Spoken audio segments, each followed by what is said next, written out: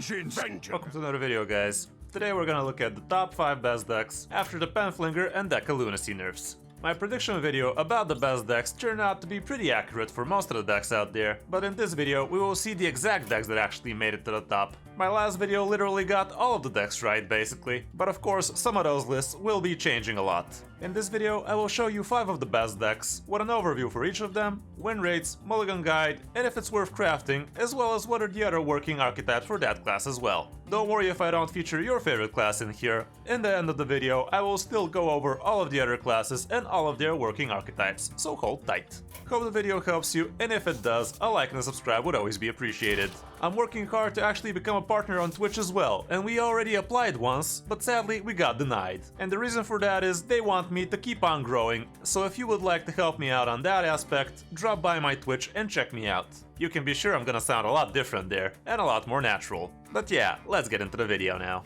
The first deck on the list, even though it took it a few days to get on top, is gonna be Control Warlock. Right now Control Warlock is at the top for the last 3 days in 1000 top legend. So even though it's not at the top from Diamond to Legend, it still speaks a lot that it managed to get that high among the top players. Which basically means if you're really good with the deck, you're gonna achieve really good results with it. Currently, this is the best performing version of the deck, and the weird inclusion here would be the animated broomstick, but the more you think about it, the more it makes sense. This deck runs a lot of removal, but adding that broom gives you a lot more flexibility, because every pro player is playing around the possible Hysterias, Drain Souls, Soul Shears, and School of Spirits, so adding that wild broomstick in there will definitely put a hink in their plan. Other than that, the deck is pretty standard. We are running 2 Venomous Scorpids instead of the Lucky Dew Hoarders, which is kind of awkward, especially with all those hunters out there. We also have 2 Ogremancers and 2 Siphon Souls, so we have an easier time corrupting our Cascading Disaster and also having a better mid-game, and we're running 2 Twisting Netters, but everything else is pretty standard.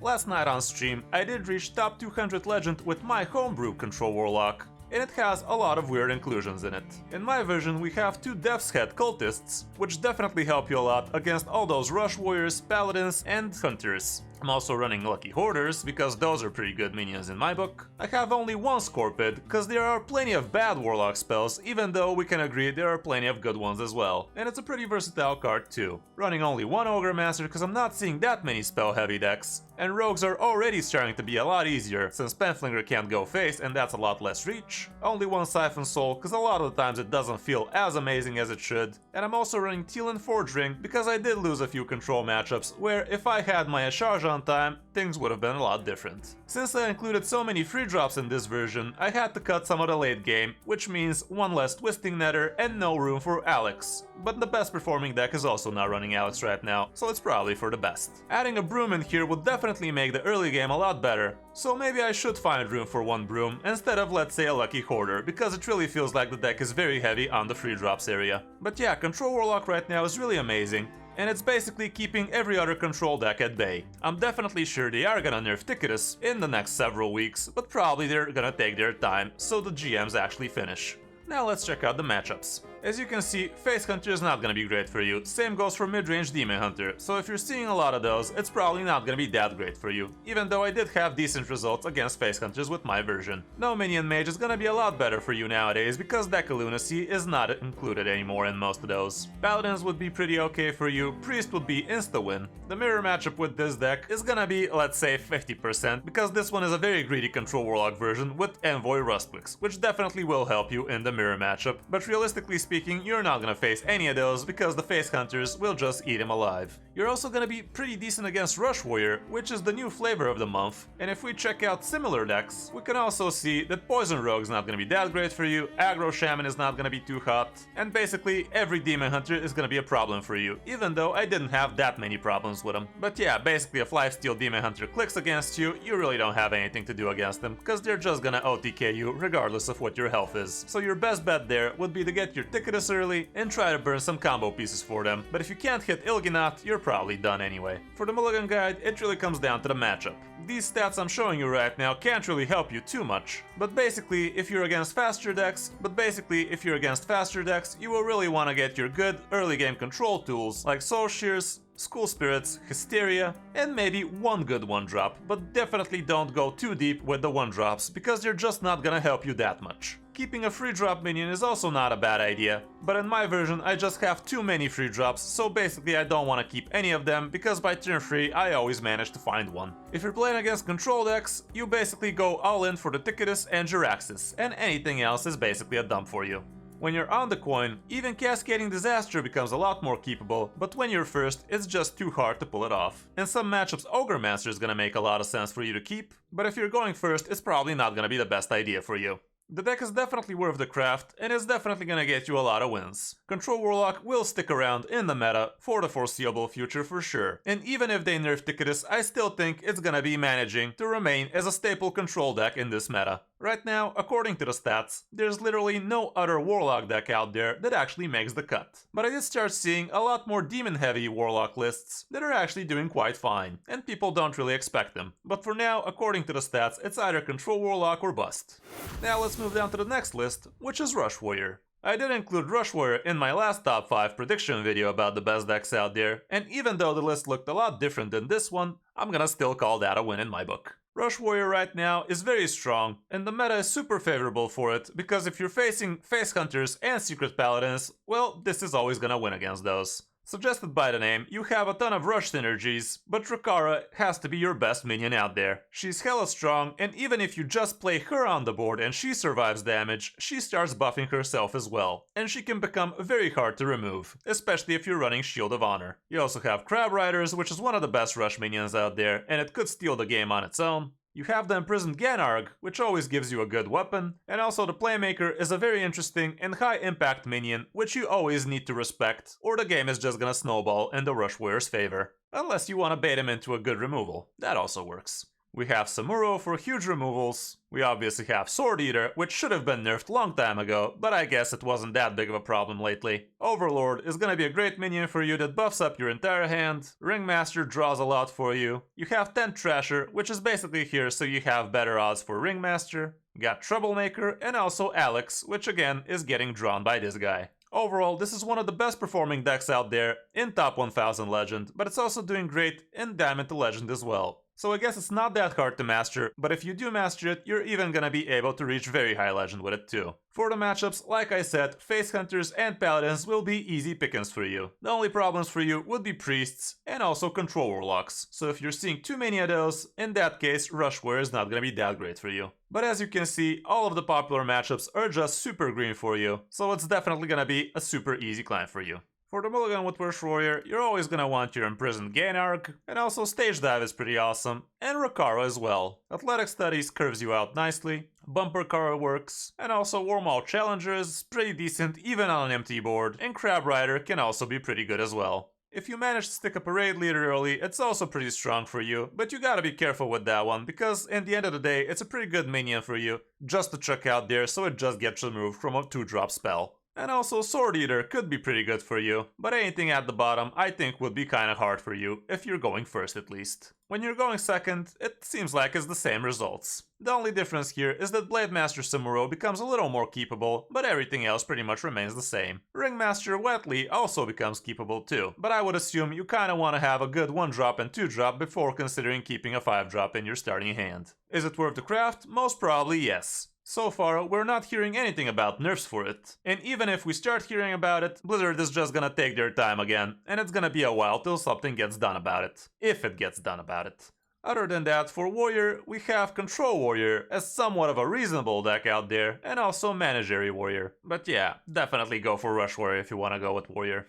The next deck on the list is obviously Secret Paladin again, because let's face it, the nerf didn't really do that much to it. The Sword of the Fallen feels a lot more fair nowadays, even though it's still pretty busted for the effect it has, but I guess it's not that bad anymore. The nerf forced Paladins to go for a more mid-rangey approach, and now the deck runs a lot more expensive cards in here as well. You got 2 new Ogre Masters in here, and also Alexstrasza to curve off, and you have Teal and Forging so you can draw your Alexstrasza on demand. The secrets in the deck became a lot less, and you also started running Argent Protector, which after the new reverts to the core set becomes a lot better minion because it has free attack nowadays. You also have Venomous Scorpion in here, so you can be a lot more flexible and pick the spell you actually need for the particular matchup. Nowadays, the Secret Paladin list is not so secret heavy, And most of the lists out there run 2 Oh My Yags, but a lot of the cases you only run 1 Avenge, 1 Noble Sack, and 1 Galloping Savior, because you just don't draw that many secrets with your weapon anymore. For the matchups, you can see that you basically still don't really have that many bad ones. Stats here are kinda wonky because this supposed aggro paladin list is running cards that are in wild now, so yeah, disregard this percentile here, but look down here and see that Rush Warrior is still gonna be a bad matchup for you, which we already discussed in the last segment. Other than that, everything else is really positive, so that's gonna be pretty good for you. For the Mulligan guide, when you're going first, Sword of the Fallen is still MVP, but here you will be looking for a good one-drop as well, in the form of First Day of School and Night of the Anointment. I would assume in most matchups you never really want to be keeping a secret, but if you're against a token druid for instance, keeping Galloping Savior could be pretty good for you, because you're gonna probably proc it really soon, especially if they have the coin. If you're expecting a high impact early game spell, Oh My Yak can also be your friend, but usually it's not really a great idea to be keeping secrets. Night of the Anointment is gonna be a good keep, Crab Rider as well, and if you already have a decent start, you can even keep Hand of a Doll. Kazakus can also be a good keep, but I would assume you don't really want to keep it if you don't already have a good hand going for you. When on the coin, you have to be even greedier for the sword, and you can even dump 1-drops so you hard look for that sword, because you can coin it out. Even though I'm not really sure if that statement really holds, after the weapon got nerfed with 1 less durability. Crab Rider also becomes a lot more keepable because you can just coin it out, and Hand of a Doll is gonna make more sense too. If you already have the Sword of the Fallen, Northwatch Commander also makes a lot of sense.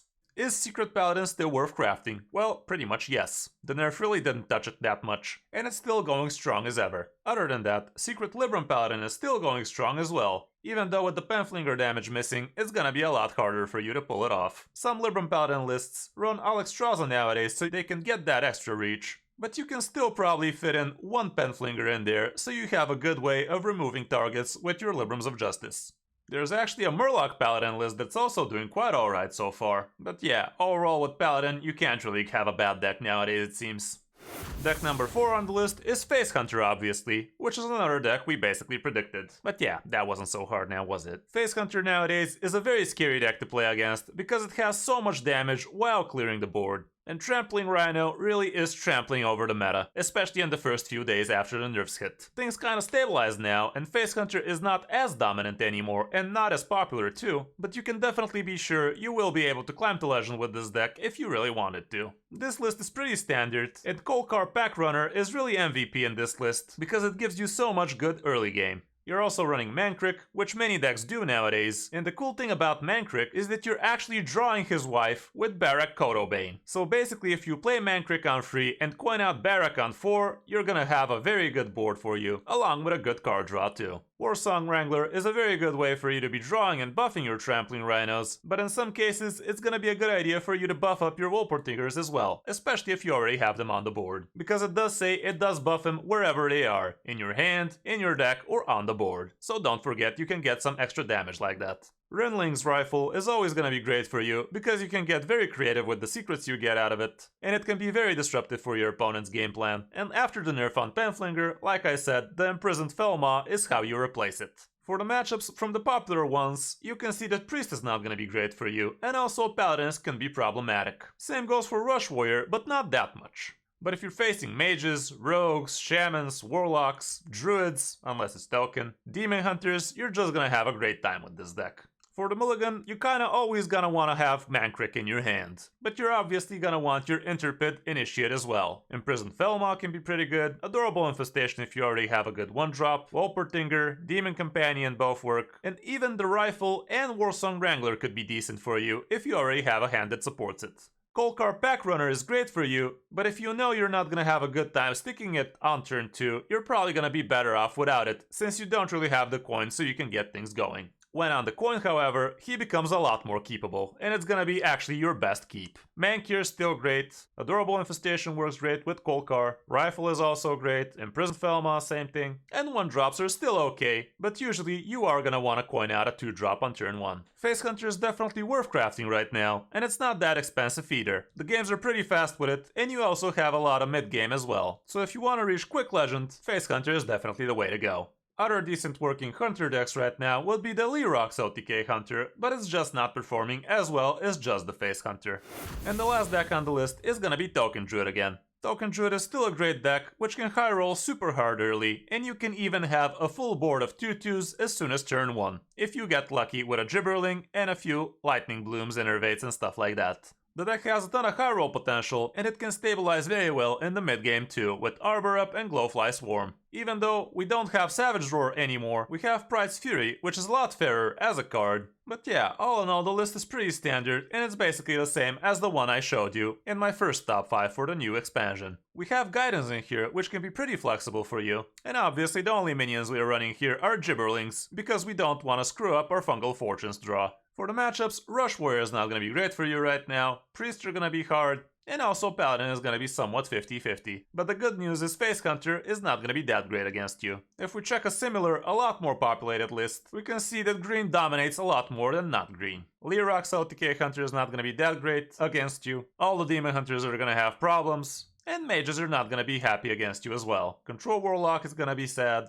So yeah, from the popular matchups, it's basically Rush Warrior and Paladins that are going to give you problems. When you're going first with this deck, you kinda wanna keep Fungal Fortunes and Glowfly Swarm, but Gibberling is still pretty keepable if you have a way to cheat out mana with a Lightning Bloom and let's say Form Grow for instance. Guess the weight is gonna be pretty good for you because you want your hand to be a lot bigger, Nature Studies would be good, but other than that you're probably not gonna wanna keep the bottom half. When on the coin, you're a lot happier because that's one extra tick for your Gibberling and one extra mana cheat basically. Lightning Bloom becomes a lot more keepable, Glowfly Swarm is still great, Fungal Fortunes does it, Nature Studies as well, and Lunar Eclipse is gonna be pretty good for you because you are gonna be able to remove something from the opponent while cheating out mana. Token Druid is another great example of a deck that can get you to Legend for cheap and fast, so it's definitely worth checking out. For Druid, other good archetypes would be Clown Druid, but if you're feeling really fancy and up for the challenge, you can even try Celestial Druid, which can be pretty strong if piloted correctly, but it's very hard to do that. So keep that in mind. For the classes I didn't mention today, let's start off with Demon Hunter, where like I said, Lifesteal Demon Hunter became a lot stronger after the nerfs. We do see the inclusion of Illidari Inquisitors in these lists nowadays, and those can definitely be pretty strong, and also an alternative win condition for you, so you got that going for you, which is nice. Soul Demon Hunter is also doing quite alright apparently, and also the mid-range Demon Hunter in my last video is also doing quite alright, so you can check out the guide about it too. There's also a working aggro Demon Hunter out there, but it's just not performing as well as the others. For Mage, Deck of Lunacy Mage is still pretty good, but the fact that you have to spend your entire turn 4 to cast Deck of Lunacy is definitely giving it problems. And a lot of people started running the deck just the same without Deck of Lunacy, which is still giving you an excellent burn plan. There's also a Spell Damage Mage out there which is doing quite alright, but that's about it for Mage. For Priest right now the path seems to be only Control. Miracle Priest was also doing pretty fine, but right now I can't find it with a positive win rate, so I guess Control would be your best bet. With Rogue, Miracle Rogue is still doing quite alright even after the nerfs, but yeah, Penflinger not being able to go face and Jandis being on 6 makes the deck feel a lot more fairer. Is that even a word? Secret Rogue is doing quite alright as well, but so far Poison Rogue is not doing that great, which is probably due to the fact that a lot of people are not playing it accordingly. If you've seen the GMs, you can see a lot of them brought Poison Rogue out there and they did really do wonders with it. But yeah, with all the Paladins and Face Hunters out there, I guess Poison Rogue can't really thrive out there without some band phase, you know?